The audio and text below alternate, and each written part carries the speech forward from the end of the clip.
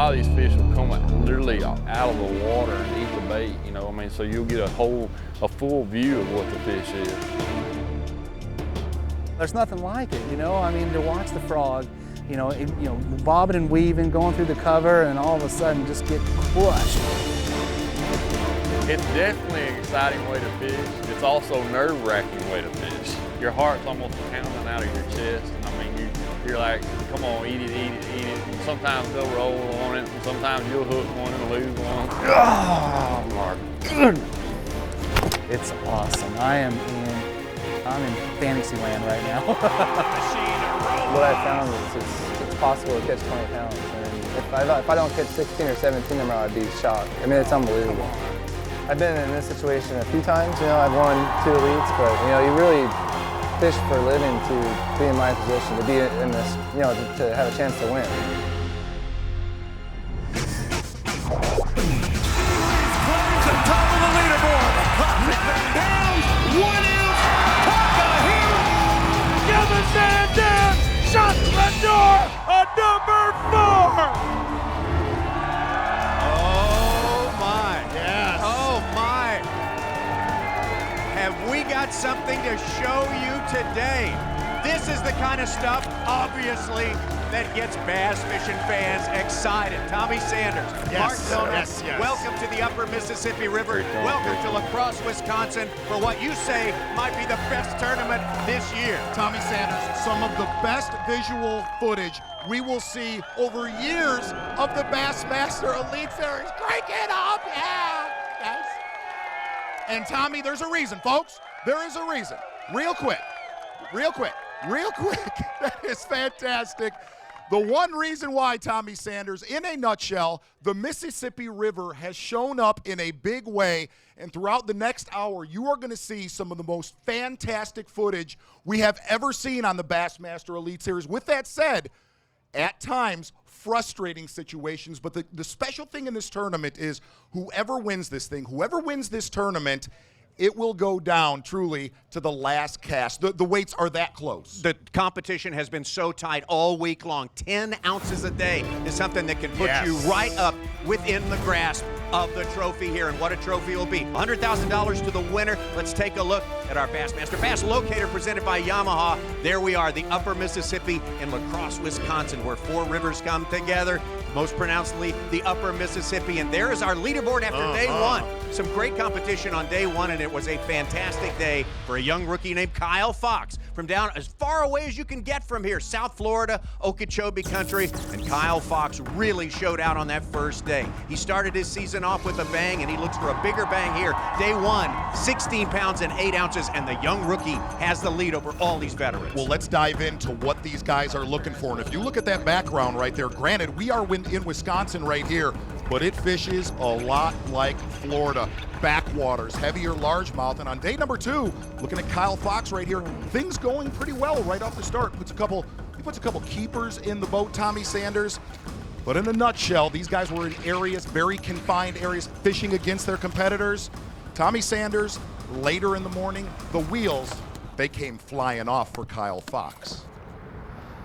I don't know why it's so daggone slow. I mean, they must have just straight up packed their bags, and hopefully they're out there in that patch I caught them in yesterday. That's what I'm hoping for. It's a little deeper water. A lot of brim and bluegill in there. But yesterday, my better bites, you had to work for them. They weren't in the big wad of fish that, you know, I started on. I may have caught 1 3-pounder out of that group, and the rest of them was 2.5 pounders, and I went around just dissecting everything and picking it apart, and I was able to pick up a couple good ones doing it. And that's straight Florida fishing, grinding it out.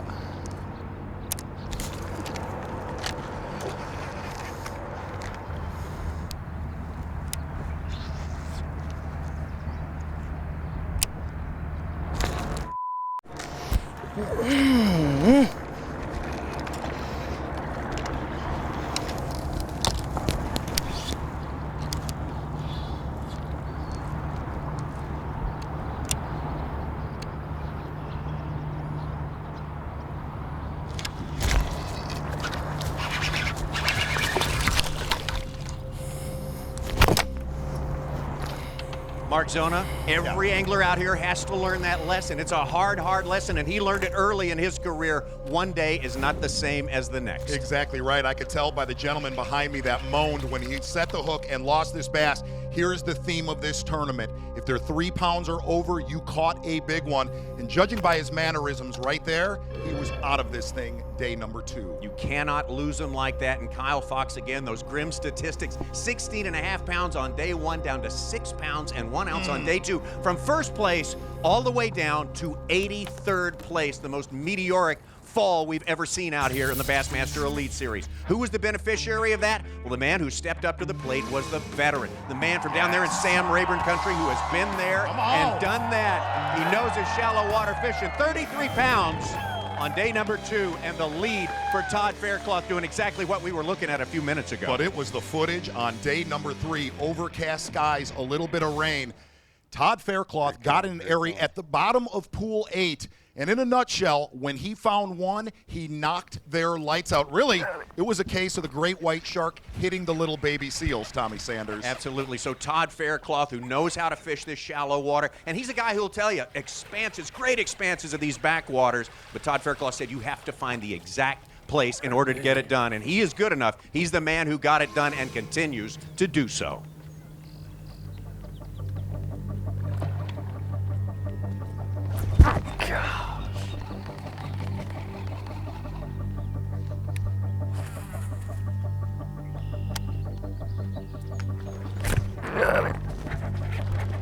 Oh my goodness. That was a good one there.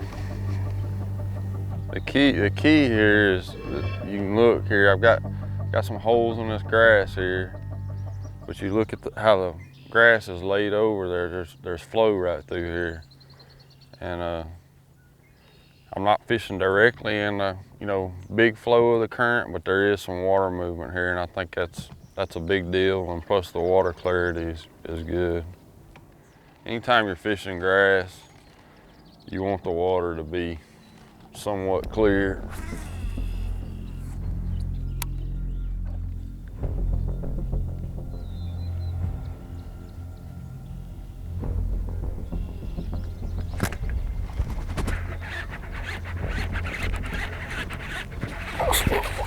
A little better one.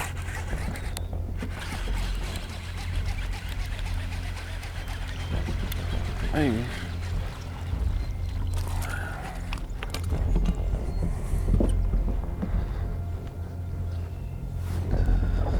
We still ain't caught one over 3 pounds.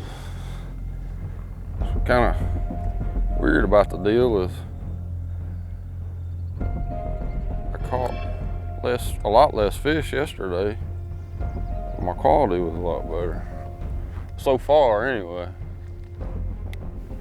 Some spectacular stuff, plus an opportunity to get inside the mind of Todd Faircloth. He's a nice guy, a very soft-spoken guy, but his fishing makes a big noise. He is one of the guys with the most ability out here. I'll tell you something about Todd Faircloth. If you were to poll, you talk about names like Kevin Van Dam, Skeet Reese, Mike Iaconelli.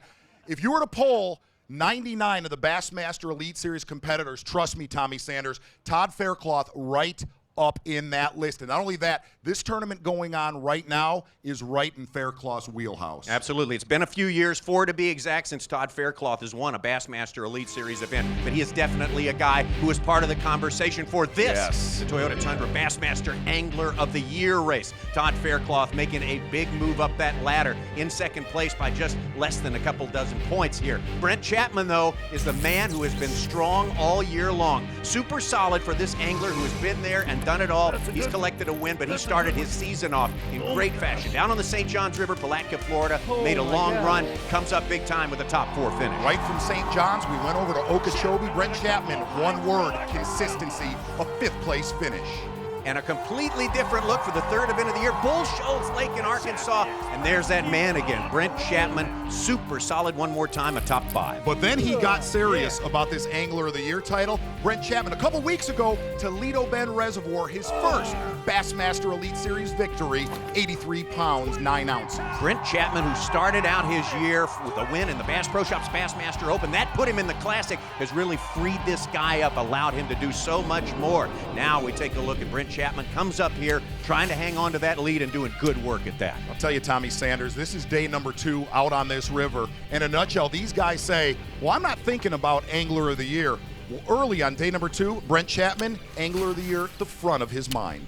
Winning Angler of the Year would be everything. I mean, that's what we all strive for as an angler. But, I'm trying to focus on each single tournament, every day, every fish, all that.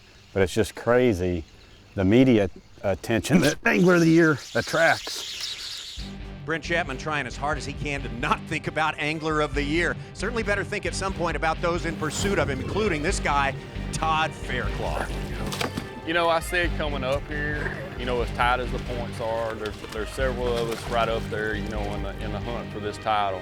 I said coming up here that the person that puts 3 top 12s together in these last 3 events is probably going to win Angler of the Year. I've done one, I've got 2 more to go. Keep going. Yes.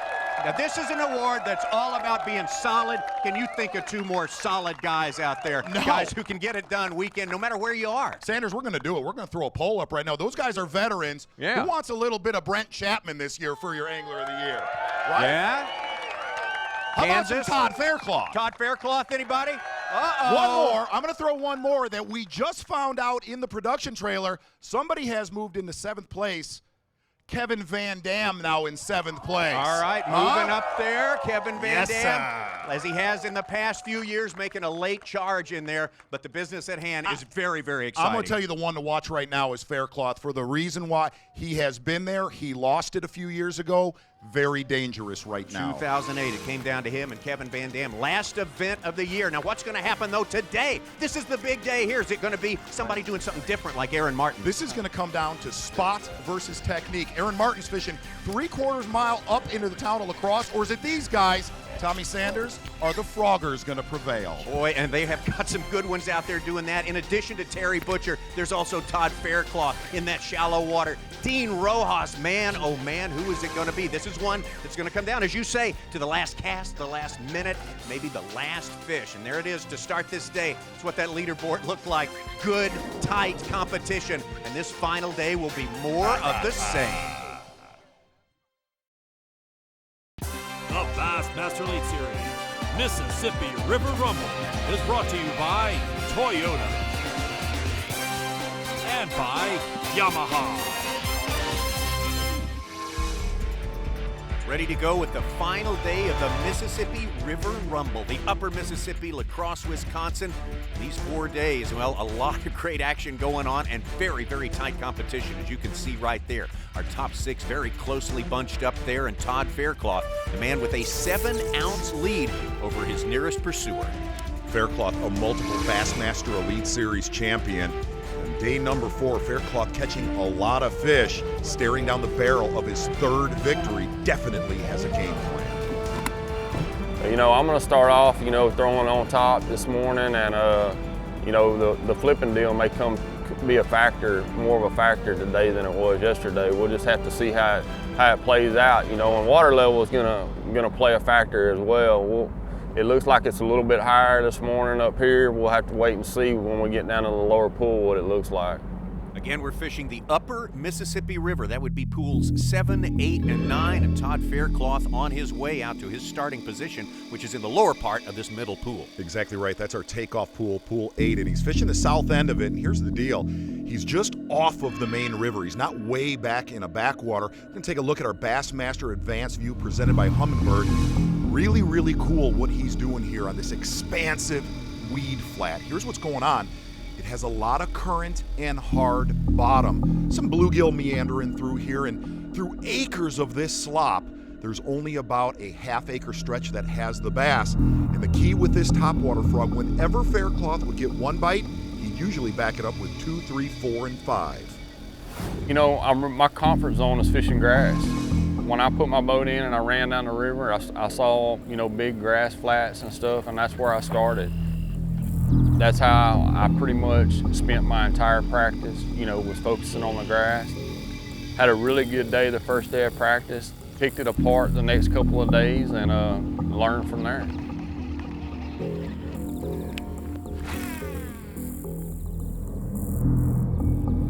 This water's super, super shallow.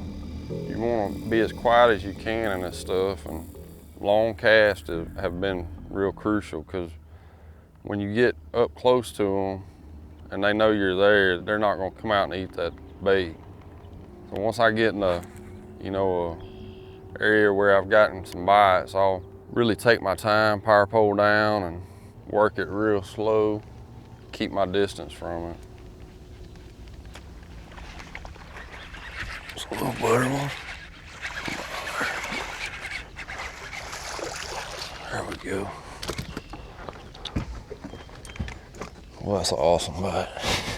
And that right there is a scary thing for the first 10 minutes of the morning. Todd Faircloth said, "Don't let me find one, because I will find more." Just like you mentioned on our advanced view right there, we're going now from Todd Faircloth, starting in first place today, to Cliff Pace from Mississippi, coming off a second place finish at our last event on Toledo Bend. And Cliff Pace starting this day in sixth place, but only 3 pounds back. Again, the competition is very, very tight here at Cliff Pace. You find Todd Faircloth in the middle, pool 8. He's locking up into pool number 7, and like Todd Faircloth, Cliff Pace concentrating on the vegetation. I've seen what could happen here in practice if it happens. I mean, in 3 throws, I had 15 bites here on 3 casts, and they all looked like they was over 3 pounds, but they were just in one little area. These grass fish are like that. They'll get grouped up in a little small spot, real bunched up, real tight, and you just gotta hit one on the head.